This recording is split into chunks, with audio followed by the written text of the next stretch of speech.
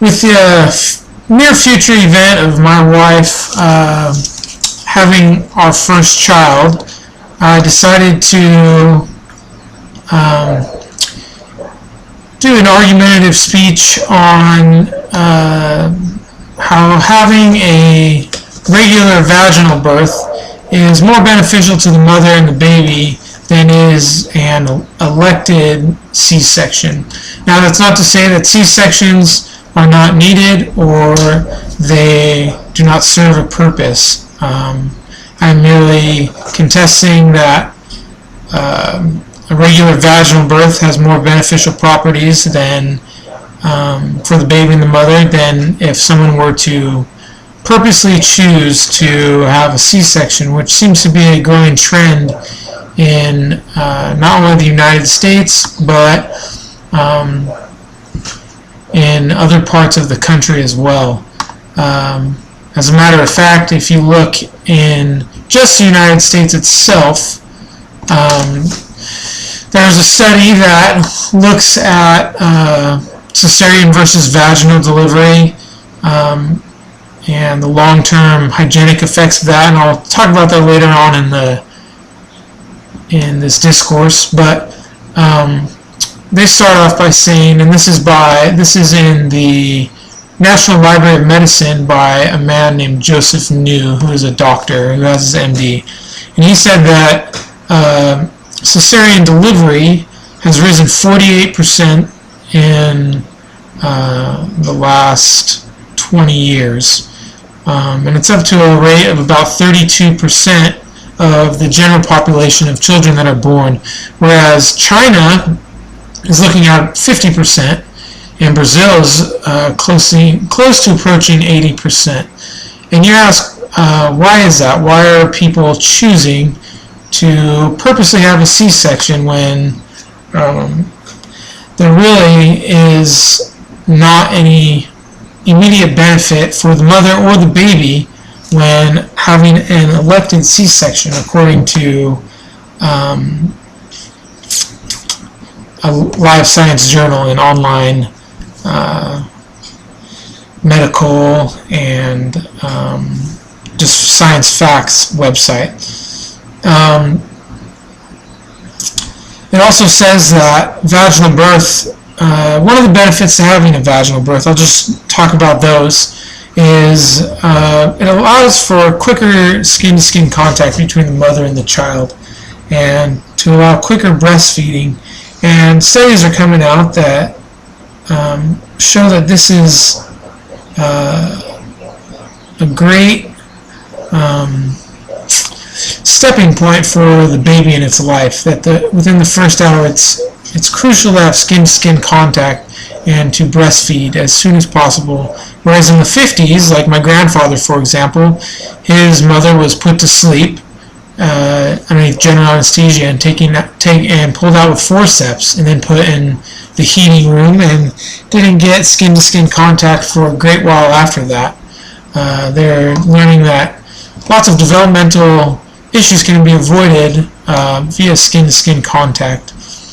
On the scientific side of things, having a vaginal birth, as a man named Joseph New stated in that same journal article, that important intestinal bacterial flora are acquired from vaginal birth. Because the baby passes through the mother's birthing canal, it acquires its first bacterial flora, which make its way to the baby's intestine, and then don't have as harsh effects when breastfeeding to the baby. And in that same article, he discusses how, and I won't go too far into it, but he discusses how when the baby is delivered via C-section, the baby first acquires skin flora and not the intestinal flora that is needed for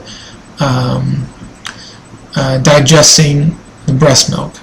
And the baby can be disturbed by this for up to 6 months after the birth because it did not acquire that immediate intestinal flora.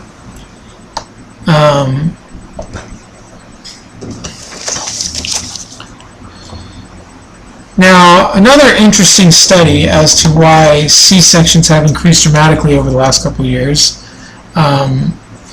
There is an article that discusses, that did kind of a social questioning of C-sections in northern Iran. And it was by a woman named Maryam Zakarhimabadi.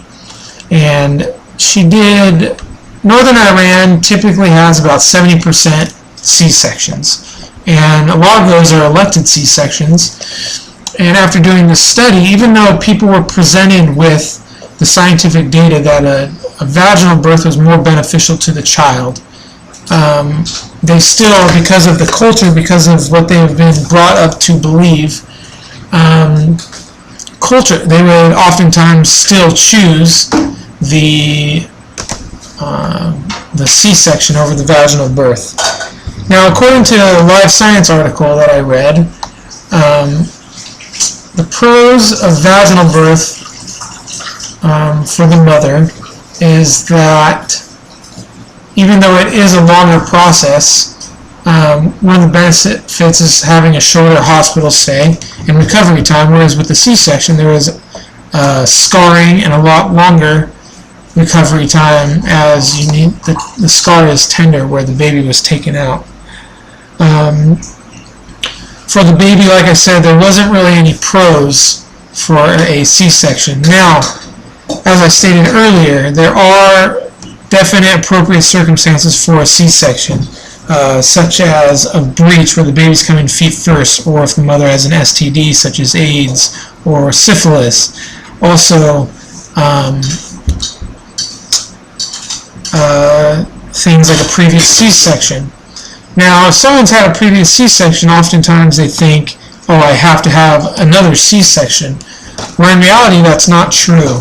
A study was done called the vaginal birth after C-section, which is oftentimes referred to as a VBAC, a VBAC, vaginal birth after C-section.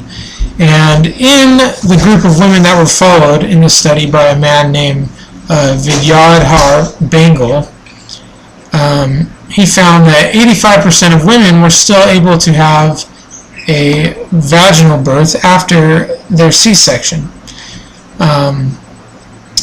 So it's interesting that the way that culture can affect people's decisions. Oftentimes the stigma that, oh, I can't have a vaginal birth after a C-section comes up, but really that's not the case if you're with the right doctor who knows what they're doing. Now I'd just like to reiterate the reasons why vaginal births are will trump an elected C-section.